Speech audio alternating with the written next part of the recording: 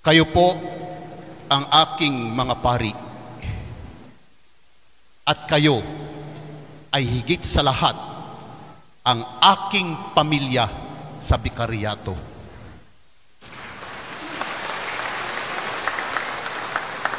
Alam natin na ang koneksyon na nag-uugnay sa atin ay hindi nagmumula sa laman o dugo.